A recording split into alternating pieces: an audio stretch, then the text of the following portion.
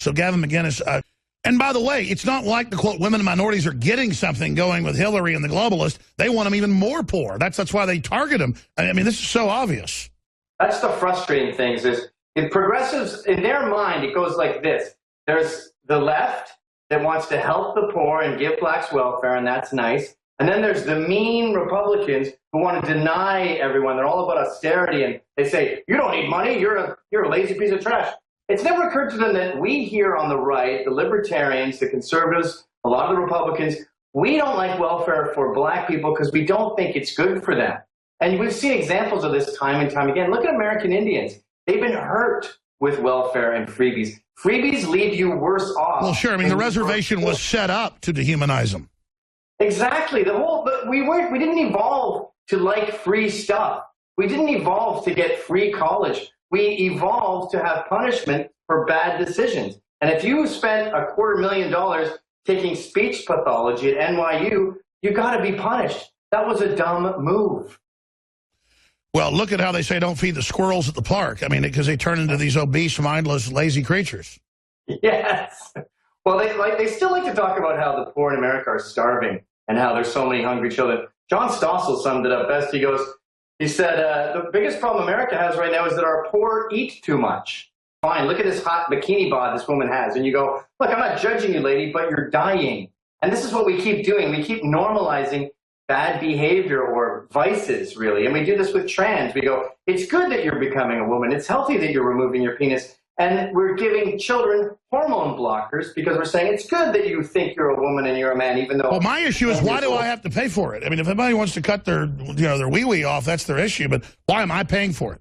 And it's child abuse. You give a kid hormone blockers at 10 years old. No, I agree. That's child abuse. And you're encouraging something that has a brutal suicide rate. So we're now normalizing behavior that is so off the wall that it's dangerous. And look at Salon, by the way, in Slate, normalizing pedophilia and saying, don't call them child molesters if they haven't molested children. They're just pedophiles. I was in Williamsburg today and Manhattan. And in Williamsburg, when the hipsters see the shirt, you'd think they'd go like, screw you. But there's an air of capitulation. And they sort of just bow their heads. I think deep down they want to be dominated by Trump. And they know that their version of events isn't better. Like they call it creative destruction, but it's really just sabotage. They want to wipe out traditionalism. And then you go, all right, what do you got? And they go, I don't know. You know, they did that with gender. They go, male and female is too restrictive. And you go, okay, what do you got? And they give us 4 more. And then they go, is that it? No. And they keep giving us more. And I realize, you're like ISIS. You're insatiable. You don't know what you want. You need... I was about to say, they want to blow up traditionalism. Western traditionalism is what is the fount of true liberalism and all the choices. They're trying to blow up the source of all their damn freedom. And you create a vacuum when you do that. And you know who fills in the vacuum? Not progressives, but ISIS, but immigrants, but Sharia law. As soon as you say marriage doesn't matter, then someone else moves in who's a polygamist and says, okay, we're going to do 5 Muslim wives who have to wear garbage bags on their head. I was about to say, though, why does the left, we talk a lot about this, but they don't just go along with Islam. They love it. It's like they're so mad at Christians that don't want to bake a cake, but then they totally want to flip out and just bow down and make excuses for the most radical, foaming at the mouth cavemen Islamicists. It's bizarre, and I've spent hours trying to figure it out. The only thing I can do is come up with some sort of Freudian theory about daddy issues where they go, the enemy of my enemy is my friend. I notice that my dad's uncomfortable when I'm a lesbian, when I'm not married. My dad gets uncomfortable when I take how to be gay in college. My dad gets uncomfortable when I support Islam. Okay, I like all those things. And you're sitting there as a dad going, you realize that most of those are not what's good for you. And Islam will wipe you out. You liberals will be the first to go if we get Sharia law in this country. The white male patriarchy that they hate so much is the one that gives them the most freedom, the most leeway. So really, it's a bunch of spoiled brats, and then now they're just letting the robber in the front door, even though the robber's going to hog time and rape them. Exactly. It's a real problem with this country, and I'm an immigrant from Canada, and I'm very grateful to be here. And one thing you notice, Ayan Hirsi Ali talks about this. She goes, these people have had nothing but freedom. They don't know how lucky they are. And as an entrepreneur from Canada who had to be punished by the government every time I came up with an idea, I am so thankful to be in a place where you can incorporate for $1,000 in Delaware and start your business the next day. These Americans don't know how lucky they are. And if one person, I'm glad you brought up Obama, if there's one person who doesn't understand the entrepreneur, it's Barack Obama. I mean, here's one tiny thing that is huge that no one gets if they haven't started a business.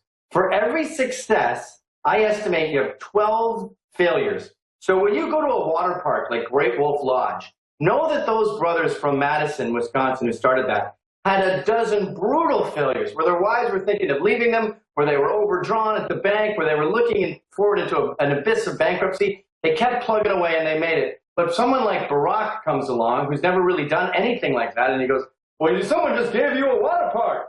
You used my roads to get to your water park, so you owe me half. Even though it was the people's money that built the roads to begin with.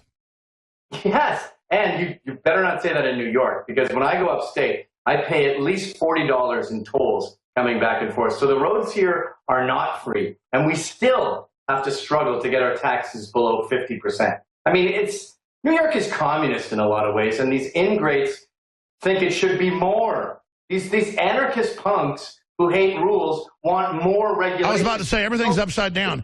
All the anarchists I see have Mao Zedong or Lenin or Stalin tattoos. They have red flags. They pull up in like brand new sports cars. And then they're calling themselves anarchists. They're the opposite of an anarchist. They're a statist little tick. And it's frustrating. Like, at least with slavery, you go, all right, blacks would be the first to go. And there's an argument that they wouldn't be, and maybe you'd need I don't know, you need the labor. But with these artistic creative types and Mao, you go, I don't have to conjecture that you'd be the first to go. I saw he killed 77 million. The creative types were at the top of the list. So you're wishing your own suicide. It really is a form of self-hatred. No, I agree. It's mass Stockholm syndrome, unconscious suicide, because no one beat the hell out of them when they were a kid. And I'm not saying it's great to be like that, but most of us growing up, at least we had some rough times, had to get a job. I mean, the best thing ever happened to me was rough stuff. And I think it's that they've never had legitimate suffering. They don't know how good they've got it. So subconsciously, they're trying to commit suicide, but take us with them. Couldn't agree more. And you can tell when someone's never been punched in the face. You can tell by the way they talk that they've never, ever had a moment where they go, oh, wow, there's ramifications for stuff I say. And another factor, by the way, outside of the awesome bullying that we all went through that was ultimately great for us, is kids. You got someone like Angela Merkel. She doesn't have kids. She is purposely sabotaging her country, her culture. It's really like a mass shooting. She's sort of, I know I'm going to die.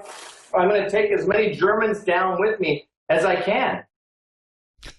What do you think's behind the 5 million they brought in there? They tried to cover it up, what they're doing here. Daily stabbings, murders, bombings, and then the guy's named Ali. They changed the name to David. I mean, this is beyond 1984. I mean, I don't know how they created such a freakazoid cult. Well, here's what's going on here. They see themselves as superior to the masses, the dirty, unwashed masses, because they're communists. And communists ultimately are like monarchs. They have a hierarchy in their mind, and they will control the good like Obama, and he will dole out the good as he sees fit to those who deserve it, because we're too stupid to handle it. Alex and Gavin, they would just sort of feed their faces and then buy Ferraris and crash them into a fence post. So they go, here, I'm going to dole it out evenly. And what the media is also like that. Angela Merkel and the German press and the French politicians and the French press, they all say, I'm not going to report this too accurately because I don't want to start a race war and I don't want there to be too much animosity. And you go, wait a minute, I thought your job was reporting on things. No. My job is slowly doling out the information and deciding what you are capable of. And then we find out, what was this, a couple weeks ago, that at Bataclan, they were castrating victims, taking out their testicles and putting it into these guys' mouths. That's liberal. As they died. And the press and the government cut that detail out because we're too stupid to handle it. We would get too mad and we're too irrational. So just like all political correctness is someone telling me what words to use for black, and it's African American this year and it's person of color, it's basically these Victorians, right? These modern Victorians. It's all to make you feel insecure. You can never reach the level, the benchmark. We're just all guilty.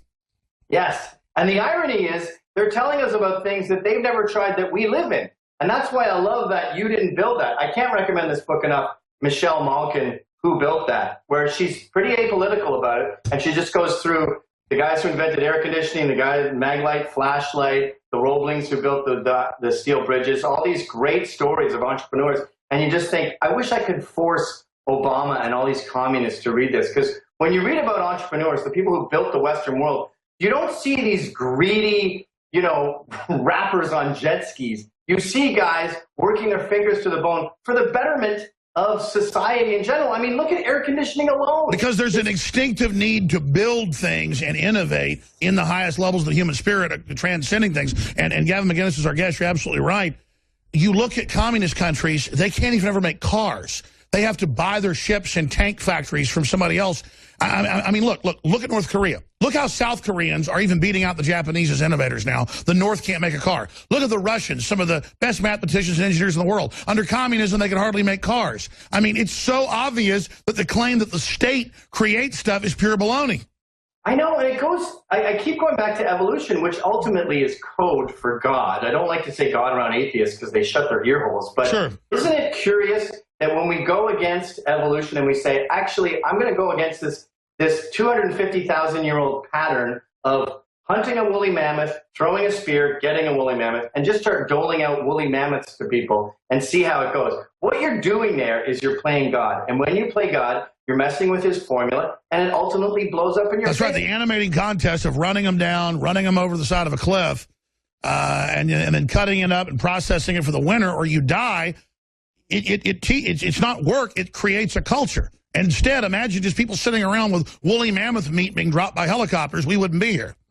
Austerity works, and that's why you see so much innovation. Evil, we just think they're wrong. And I don't even believe in a difference of opinion. I don't think it's true. I think it's just one person having less facts than the other. But once you pile up all the facts, the truth becomes irrevocable. It's sitting right there in front of you. You can't just agree. If you agree to disagree, then it means one of you has given up on getting the facts.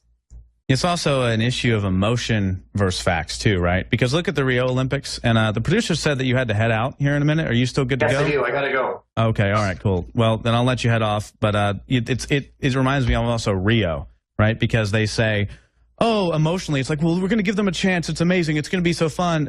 No, it's not. Everyone's getting robbed. There's a security risk. The police and fire are saying, don't come in here. You're going to die. It's a joke. It's emotion versus reality, and people are just getting played like a harp by the emotion system.